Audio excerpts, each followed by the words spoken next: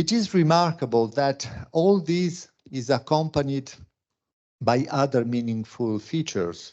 Among them, it is worth mentioning the widespread occurrence of precise spatial references, nationality, name of the town or of the village, of origin of the writer, and finally of chronological references, day, month, and year, or just the last one, just the year. And according to me, this demonstrates the transition from a cyclical to a linear conception of time. But the phenomenon of devotional graffiti should be seen in an even broader perspective. Alongside graffiti expressing devotional intentions through the formula "hic fuit," from the 14th century onwards, others, in both secular and ecclesiastical settings, expressed the need to fix the memory of remarkable events for the community, wars and battles, struggles among city factions, murders, miracles, and then earthquakes, exceptional atmospheric and astronomical events. Elsewhere, I have described these records as chronicle graffiti. They represent an absolute novelty in medieval communication. At this stage, graffiti of any kind can be found both inside and outside public, religious, or civic buildings. Moreover, it should be noted that the verbal written message, whatever category it belongs to, devotional or not, can be replaced or flanked and emphasized by another message that is not simply symbolic, as in the early Middle Ages, but figurative, fully figurative, often inspired by real life, or by the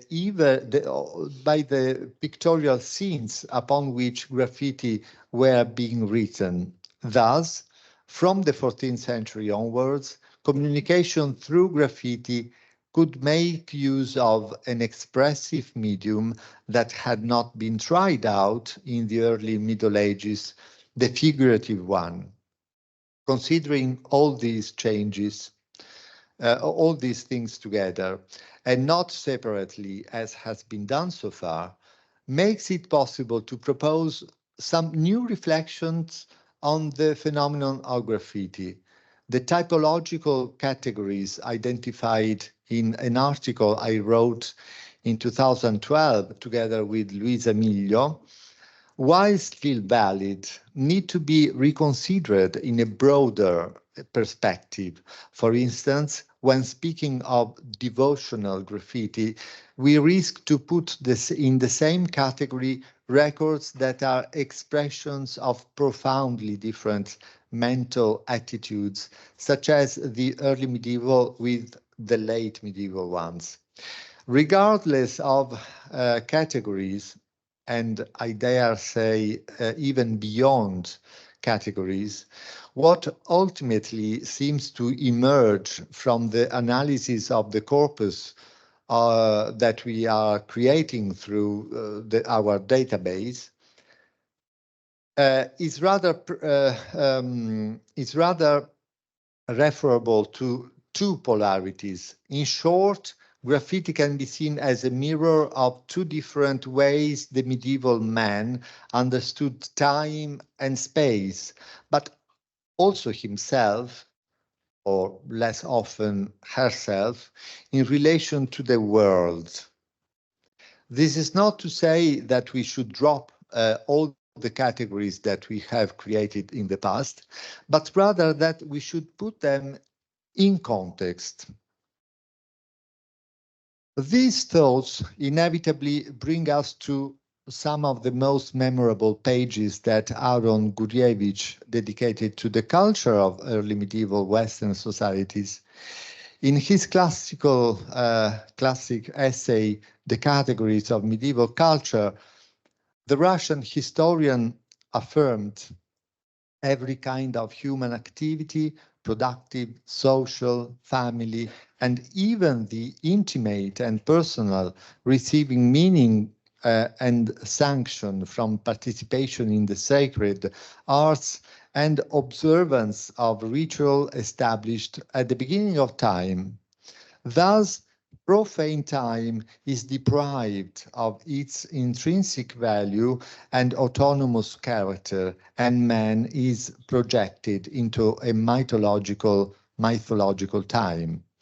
In particular, this happens at festive periods, at solemn moments that establish a direct relationship with the myth that embodies a model of conduct.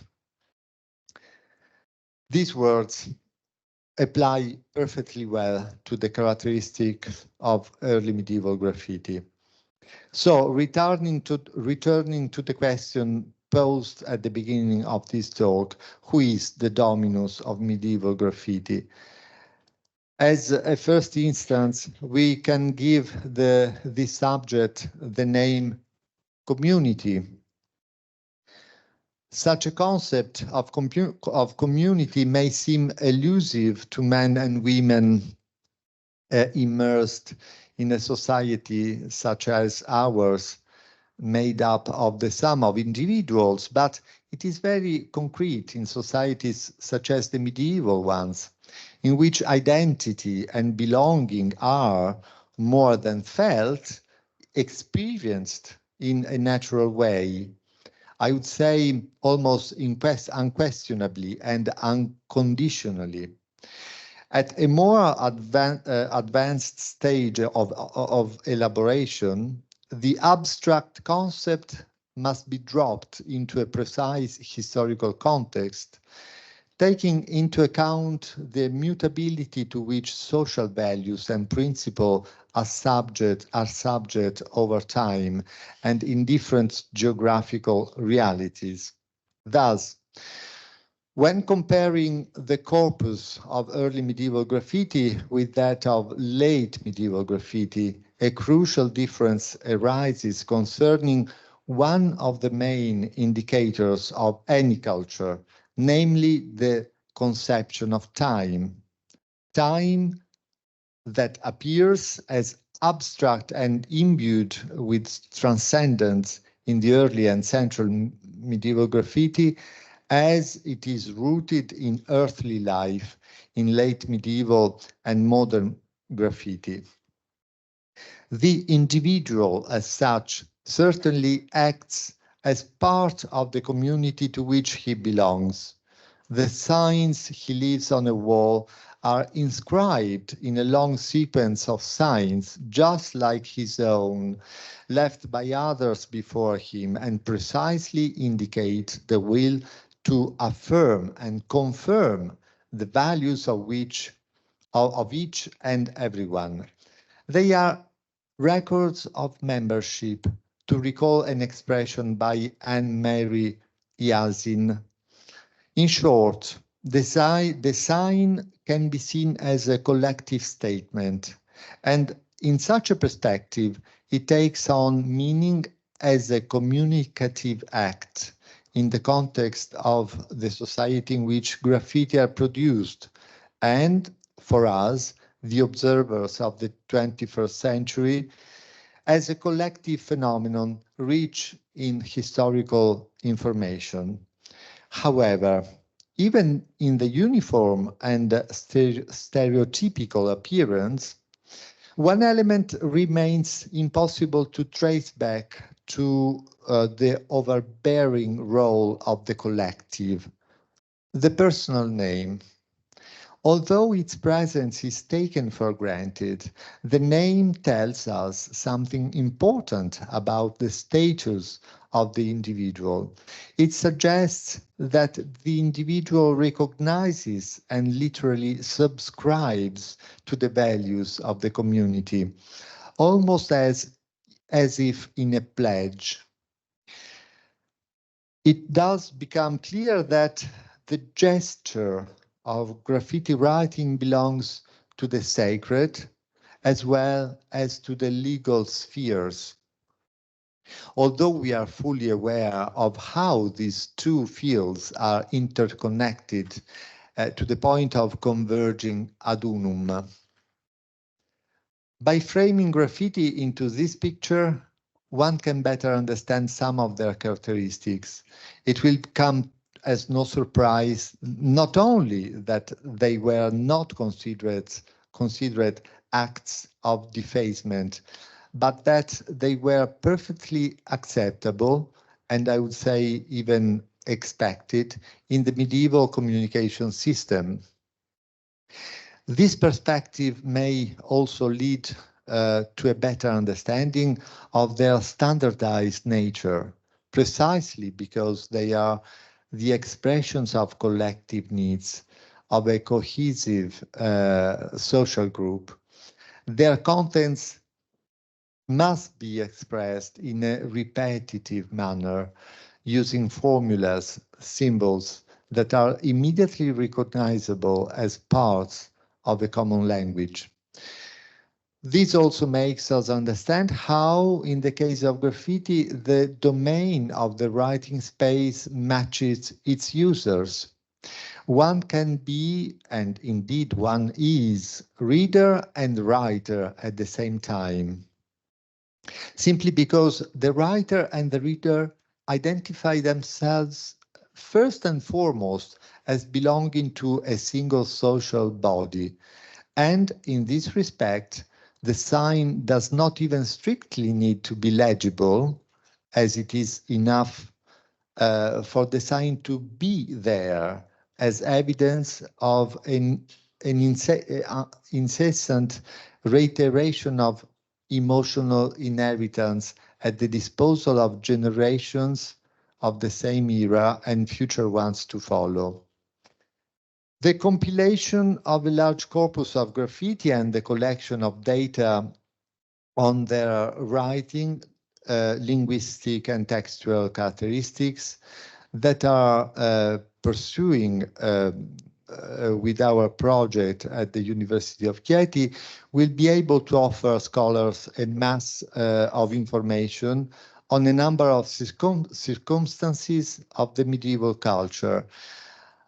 I will mention but a few, the relationship between writing and orality, medieval man's conception of time and space, the relationship between the individual and the community, the relationship of the individual and the community with the sphere of the sacred. This meeting will be successful as long as it will be able not so much to give answers, but to ask questions, bringing to light open issues on which the last word has not yet been said. We will have the opportunity to see how the practice of graffiti applies to different cultural realities in the Latin West, but also in other geographical and cultural areas.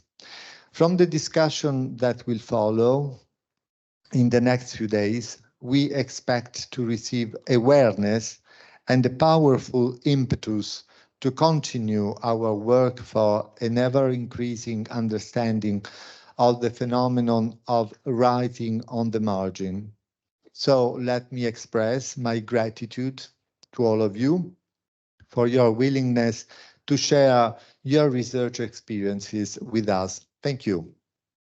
And we'll have plenty of occasions over and over and over to discuss. I'm sure as just like graffiti pile up, as papers pile up, right? It will generate more conversations and questions that will remain questions. Funziona. Grazie. Okay, so I'm delighted to be here. I remember many years ago telling Carlo, we have to create an association of graffitologists. Well, there you go. I should take a picture of you guys from here. So the Graff-IT project strives to demonstrate the importance of medieval and early modern graffiti as, and I'm quoting, a historical source capable of providing first-hand evidence of a wide variety of aspects of past societies, and therefore worthy of being studied in its own right alongside the conventional ones, unquote. I have the honor of speaking right after Professor Carlo Tedeschi, the brain behind the project. And as the program shows, in the next few days, we will hear a series of papers that show how indeed graffiti represent a wide range of historical sources and what we can learn from them. But there is more. As the title of the conference shows, this is not just about writing, but about writing on the margins. I must say that I particularly like the idea of margins. For me, as an art historian, it's a concept that holds a particular resonance because of its spatial dimension. I state up front a bit of a paradox. If you think about graffiti and works of art, conjugate that idea with that of margins, one would probably think of inscriptions made on the physical margins of an artwork, on its frame, for instance. But consider the kind of graffiti that have been occupying me for over 2 decades. They are made right on the artwork. In my case, frescoes. And with this, we encounter a first and serious issue. The fact is, graffiti on works of art have in the past been seldom noticed and therefore have not been studied.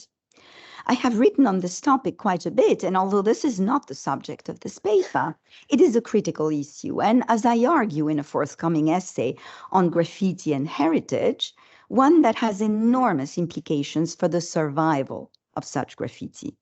Because one of my fields is word and image studies, I am not only interested in words written on pictures, but also in the implications that language bears upon the way we see. In graffiti historiography, a momentous shift can be observed in the titles of Raffaele Garucci's books on Pompeian graffiti.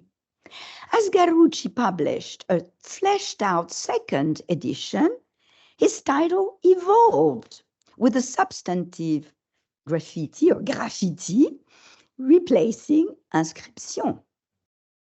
The importance of the act of ascribing a name cannot be underestimated.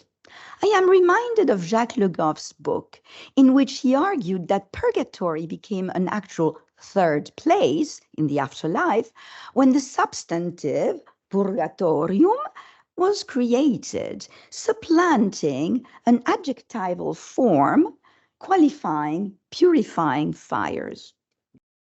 With Garucci's book, we witness a similar transformation.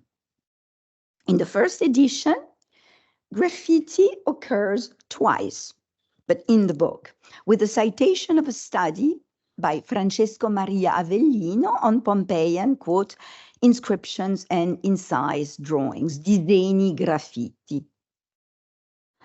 That graffiti in Garucci's French book is a borrowing from the Italian is demonstrated by the fact that Garucci's in the French, always the word graffiti always appears in italics.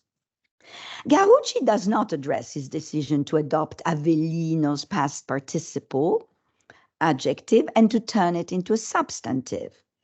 But he explains that his study concerns marks made with a metal or bone stylus of the kind used to write on a wax tablet, stressing the choice of a stylus as opposed to charcoal or paint. This is an important distinction, since the word, as you all know, graffito comes from graffiare or to scratch. Recently, I suggested that Garucci's publication represents an important first step in what could be termed the patrimonialization of graffiti, that is, the recognition that graffiti are worth preserving. Naming plays a critical role in determining preservation and scholarly awareness and attention. On a basic level, it exists, it signals that something truly exists. Think about the importance of naming in the sciences when plants, bacteria, diseases, and so on are named, for instance, after the person who discovers them. In my own field of art history, We know the importance of ascribing a work to an artist, especially a famous one, with considerable impact on the work's market value, as evidenced not long ago by the sale for an exorbitant amount that broke all records of this mediocre painting attributed to Leonardo da Vinci. It is not by Leonardo, and here the best thing is the frame. The frame is really good. The painting has been, don't get me started.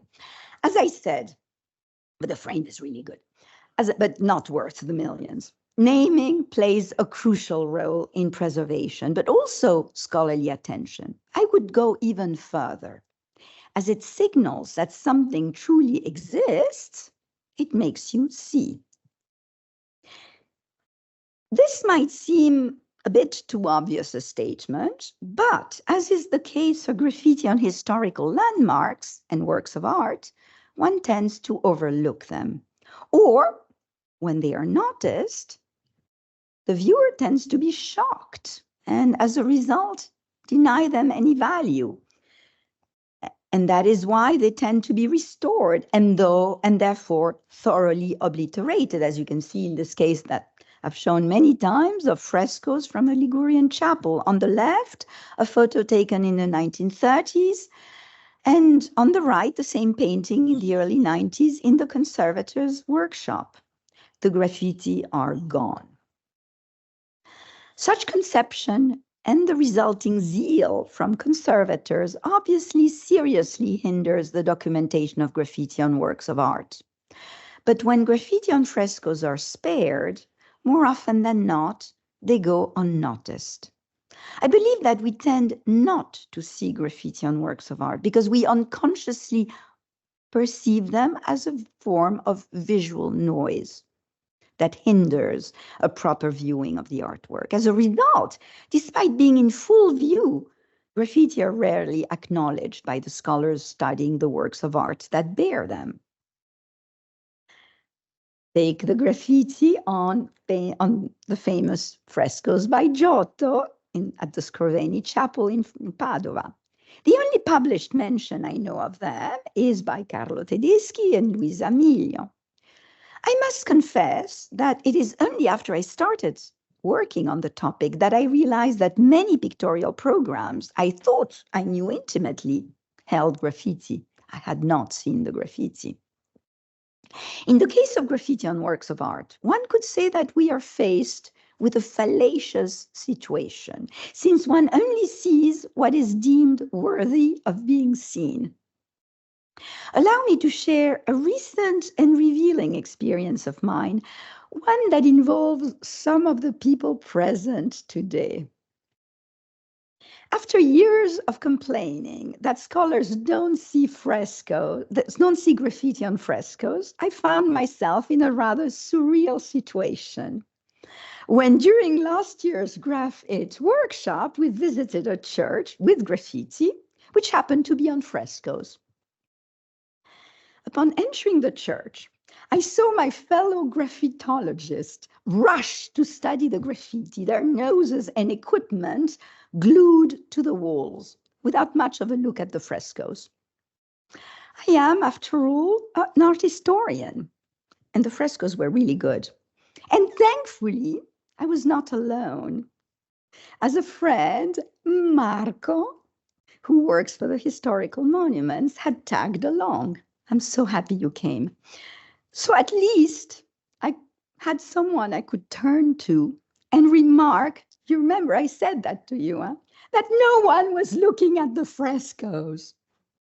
In a way, I was experiencing the complete opposite of what I had been complaining about for years. Thinking about it, I suppose this is a form of scholarly contrappasso. The situation is not just humorous, it is instructive, as it proves that we see what we look for. It also makes us aware of the fact, this is becoming important, that we have two competing discourses. And as my experience last year shows, when it comes to graffiti on paintings, and I could argue graffiti in general, one either sees the graffito or the surface it's on. Just as what is referred to as figure ground, we have two realities that might seem to cohabitate, but that cannot be at once in the beholder's perception. In a way, they fight each other. You're all familiar with the vase and the profiles.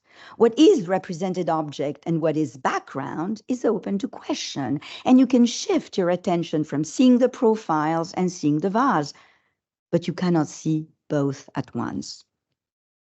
This classic example was devised in 1915 by Danish psychologist Edgar Rubin in a doctoral thesis on visually experienced figures. Rubin explains that what is perceived as the ground appears without shape, but then when our perception shifts and we see it as a figure, then it acquires a shape and as a result is perceived as having materiality. Unlike the ground, which is, as we art historians say, negative space, and so artists, right? It's air, it's not solid matter.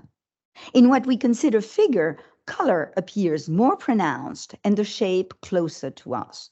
The figure, and these are Rubin's words, dominates consciousness, and as a result is more memorable. So here's the problem with graffiti on frescoes: how to see both at the same time, how to consider them together. In a way, this is not so different from the aims of this conference. How should we, to quote from the conference's description, take together graffiti and margins? The key to this conundrum is to avoid thinking about these notions as in a dichotomous opposition. It is not the vase or the profile, the figure or the ground, fresco or the graffito. But it should instead be the fresco and the graffito. In so doing, one shifts our attention to the interaction that takes place in the very matter of the fresco. This is particularly pertinent in the case of graffiti that, true to the word's etymology, are incised. As they appropriate a surface that was not originally destined to them, graffiti are akin to palimpsest. In palimpsest, time and space intersect. A palimpsest is a site upon which an intervention has occurred at a different time. Positing that palimpsests are a universal phenomenon of the material world that form a series of overlapping categories which vary according to their geographic scale, temporal resolution, and completedness of preservation, archaeologist Jeff Bailey proposes the following typology. He talks, and I'll just summarize, he talks about true palimpsests, cumulative palimpsests, spatial palimpsests, temporal palimpsests, and palimpsests of meaning. Now, two colleagues who are here, Clément and Estelle, Clément Dussart and Estelle Ingrand-Valren, have agreed with my application of the concept of palimpsest to graffiti which they encountered in an essay of mine that I published in 2018. So Clément and Estelle consider what they call, great phrase, the graphic stratification of lapidary palimpsests, such as this slab in Cyprus. We could spend some time reflecting on Bailey's categories and how they relate to the different types of graffiti. But what I would like to stress here is that what's remarkable is that the term of palimpsest refers at the same time to the support with its original text, to the new text or texts that are superimposed upon that support, with the original, and the resulting object itself. Therefore, drawing our attention to the very process of appropriation and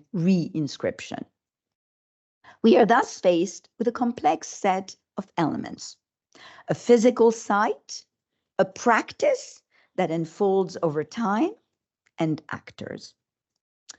And of course, we might want to know what motivated such activity.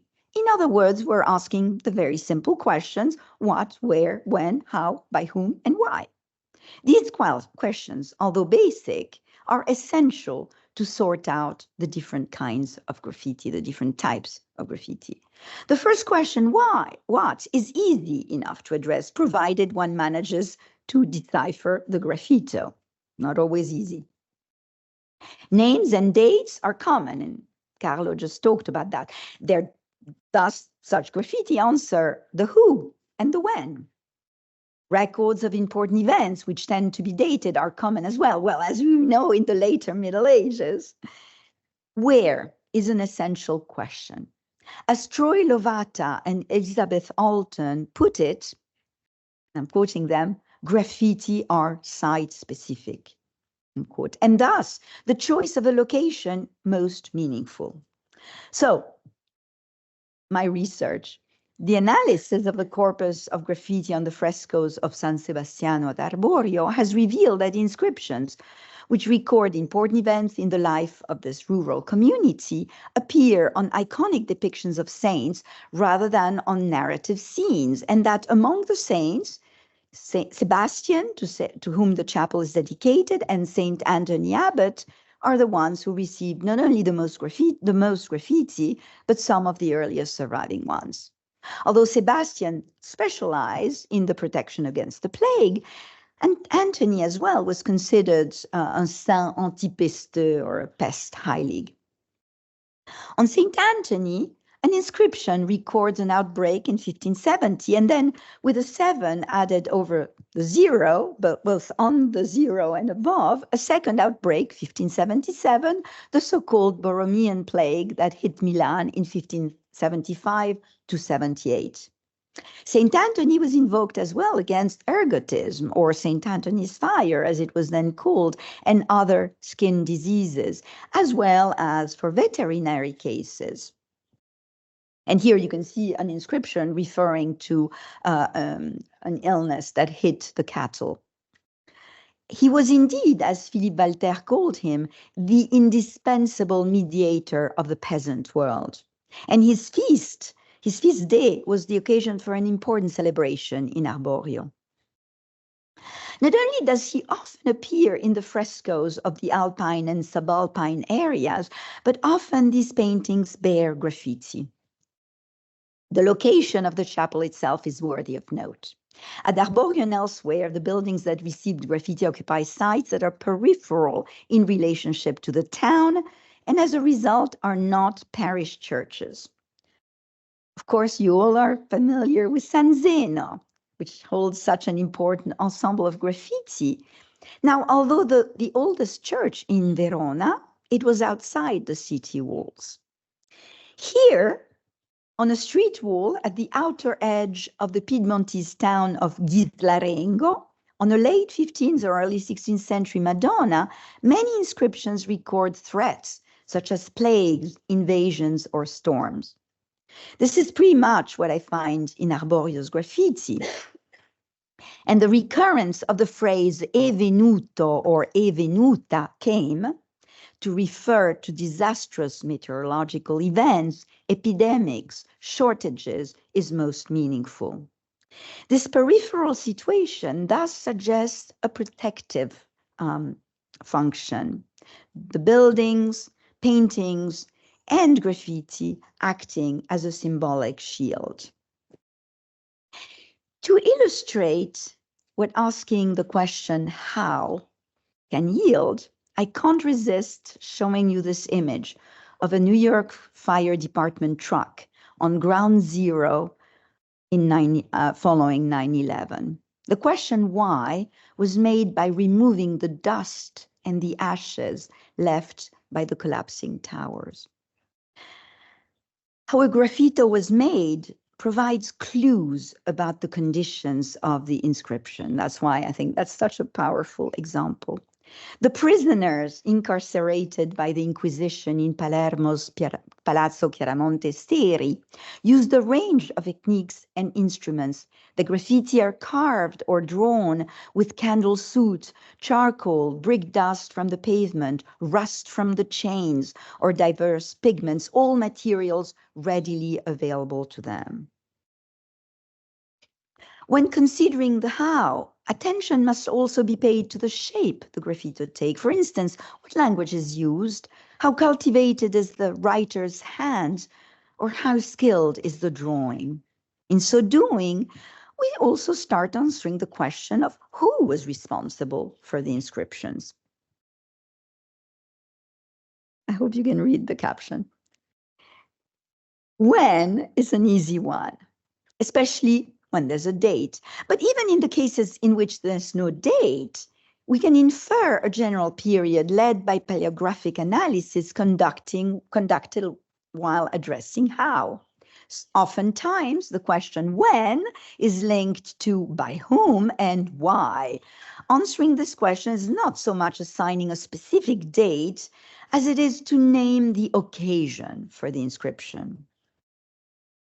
The single date was left in the Villa Farnesina in 1527 during the sack of Rome by the imperial troops. This, combined with other graffiti in this room, such as this one, who brags about the Landsknechte having made the Pope flee, discloses its maker. Speaking of where, it's interesting to note that these graffiti are on the villa's piano nobile, thus suggesting that the soldiers had full access to the building. So finally, why? This is, of course, the most complex of the questions. As we saw, while considering the previous questions, we already start addressing the motivations for the graffito. Although the questions are interrelated, and it's their sum that allows to get closer to understanding the reasons behind the act of leaving a mark, where is essential. Little doubt is left that names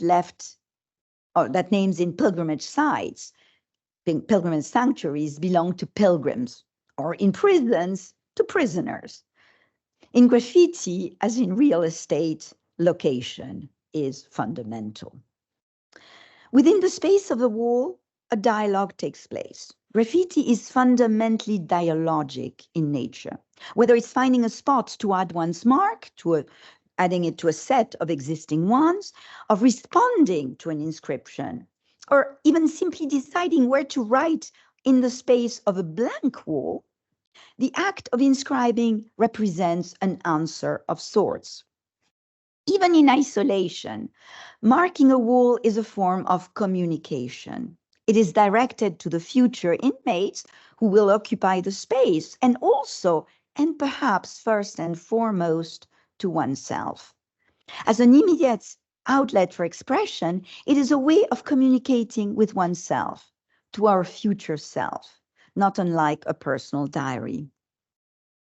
As graffiti attracts other graffiti, the wall becomes a palimpsest, in which, to borrow a felicitous phrase from Barry Flood, temporal density is made visible.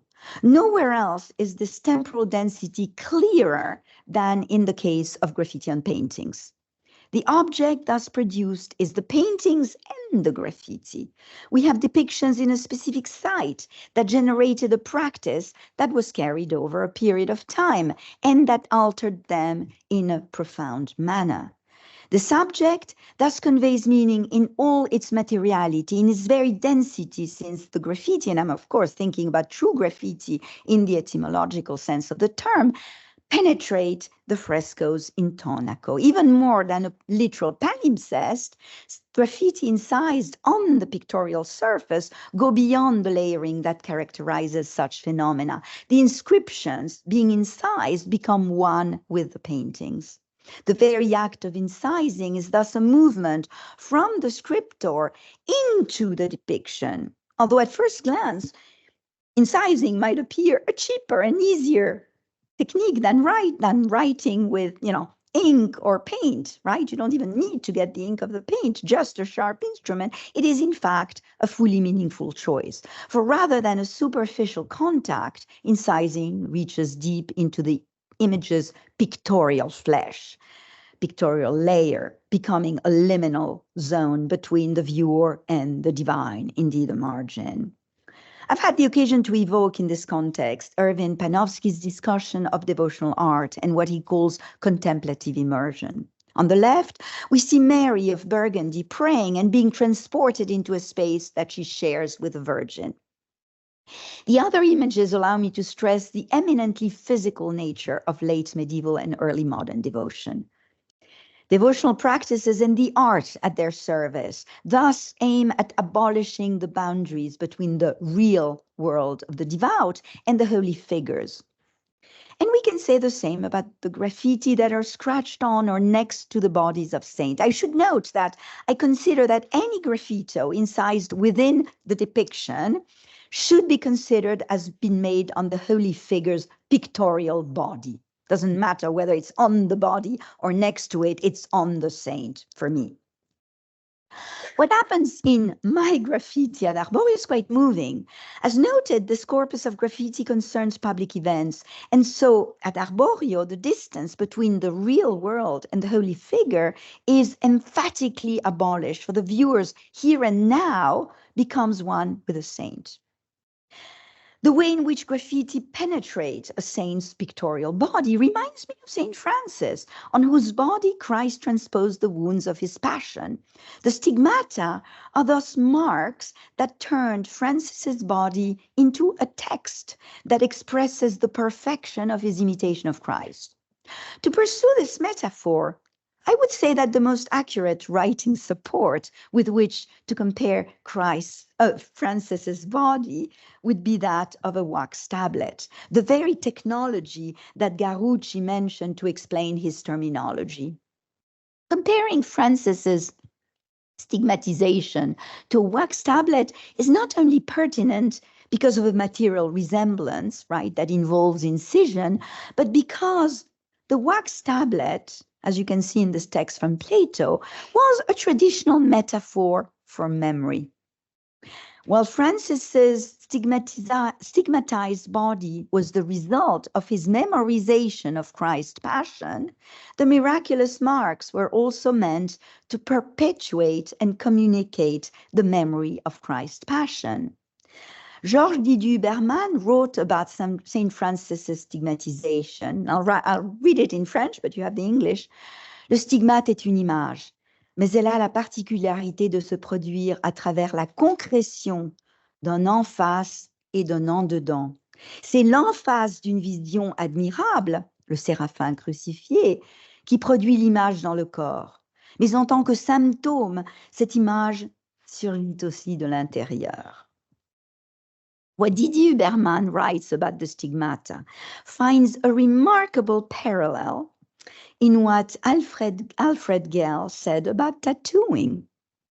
What tattooing reveals is an inside which comes from the outside, which has been applied externally prior to being absorbed into the interior.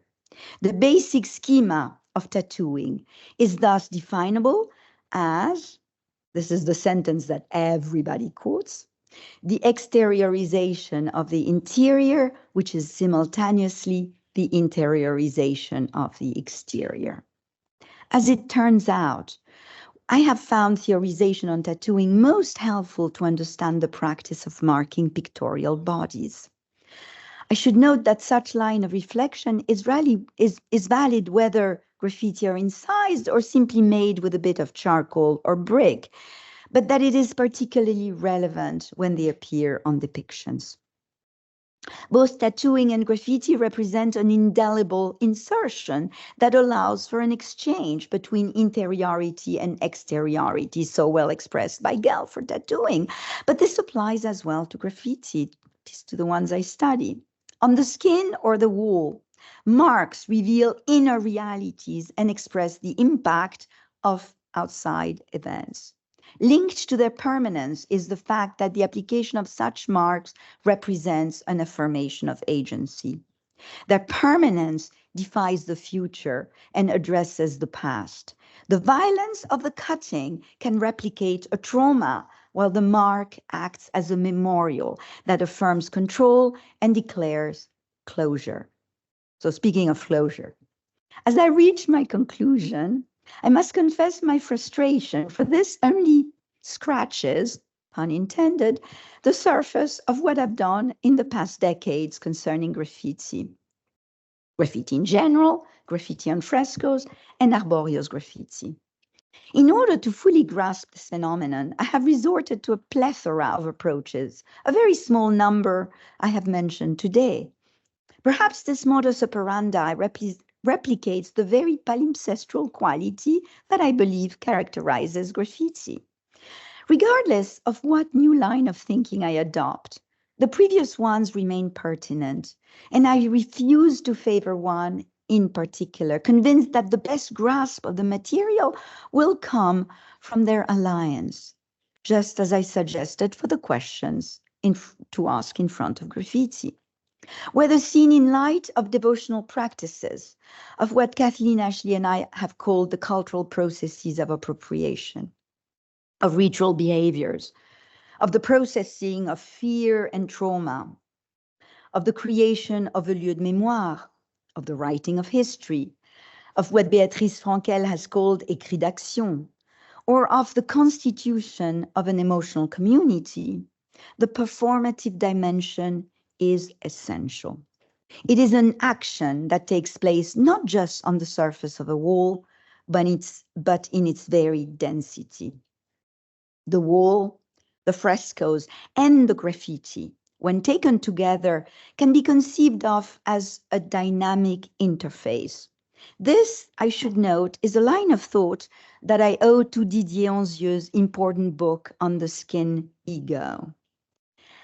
As an interface, the wall that bears frescoes and graffiti is endowed with rich materiality and deep temporal density. And is able, that wall, with the frescoes, with the graffiti, is able to fulfill a plethora of actions, and with them fulfill vital functions. Communicating, marking a moment in time, and recording it for posterity. Celebrating, commemorating, expressing devotion, affirming agency, fighting insecurity, cementing community, and much, much more. Thank you.